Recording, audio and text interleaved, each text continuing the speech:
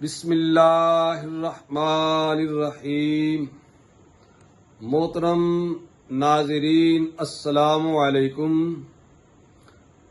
اکثر یہ سوال کیا جاتا ہے کہ علیہ السلام کا استعمال کہاں کیا جائے، تو اس سلسلے میں جمہور علماء کا موقف یہ ہے کہ علیہ الصلاۃ والسلام انبیاء کرام اور فرشتوں کے ناموں کے ساتھ مخصوص ہے، غیر انبیاء کے ساتھ مستقل طور پر اور ابتداً علیہ السلام نہیں پڑھا جا سکتا۔ البتہ انبیاء کرام کے تذکرے کے ساتھ دیگر حضرات کا اگر ذکر ہو تو طبعاً مجموعی طور پر علیہ السلام کہہ سکتے ہیں۔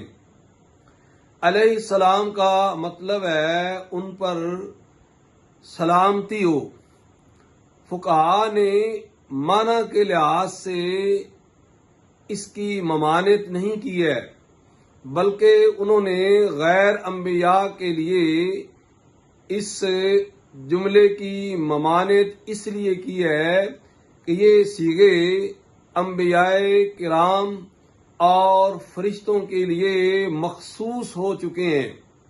چنانچہ علامہ ابن عابدین شامی رد المختار میں اور امام نووی رحمۃ اللہ علیہ شرح مسلم اور کتاب الاذکار میں، امام الحرمین امام جوینی المتوفا 478 ہجری کے حوالے سے نقل کرتے ہیں کہ سلام بھی درود کی طرح ہے، لہذا سلام کو غیر نبی کے لیے نہیں پڑھا جا سکتا، اور اسی موقف کو دیگر علماء امت نے اختیار کیا ہے۔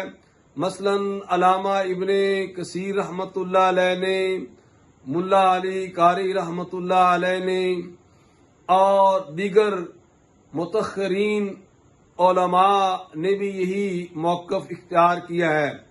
مثلا امام احمد رضا خان بریلوی رحمۃ اللہ علیہ جد الممتار جلد 7 صفحہ 241 پر لکھتے ہیں کہ غیر انبیاء کرام کے ساتھ علیہ السلام نہ کہنا واجب ہے۔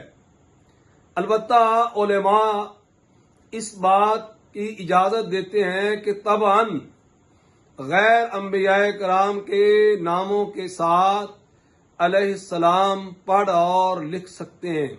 یہ تو اس گفتگو کا ایک رخ ہے جو ہمارے فقہاء نے بیان کیا ہے، لیکن دوسری طرف بعض محدثین نے، مثلا امام بخاری نے اپنی کتاب الجامع الصحیح، جس کو عام طور پر بخاری شریف کہتے ہیں، اس میں مختلف مقامات پر سیدنا علی ابن ابی طالب کے لیے علیہ السلام، سیدہ فاطمہ الزہرا کے لیے علیہ السلام اور حضرت امام حسین کے لیے علیہ السلام استعمال کیا ہے۔ اسی طرح تفسیر طبری میں امام ابن جریر طبری رحمۃ اللہ علیہ حضرت مریم کے لیے علیہ السلام کا استعمال کرتے ہیں، حالانکہ وہ بھی غیر نبی ہیں۔ تو مختصراً یہ کہا جا سکتا ہے کہ ہمارے فقہاء کرام نے جو ایک تخصیص قائم کی ہے اور یہ کہا ہے کہ علیہ السلام کو درود کی طرح سمجھتے ہوئے مستقلاً اور ابتدائی طور پر غیر انبیاء کرام کے لیے نہ پڑھا جائے، تو ہمیں فقہاء امت کو اس سلسلے میں فالو کرنا چاہیے ان کی پیروی کرنا چاہیے اور ان کے موقف پر عمل کرنا چاہیے۔ واللہ عالم۔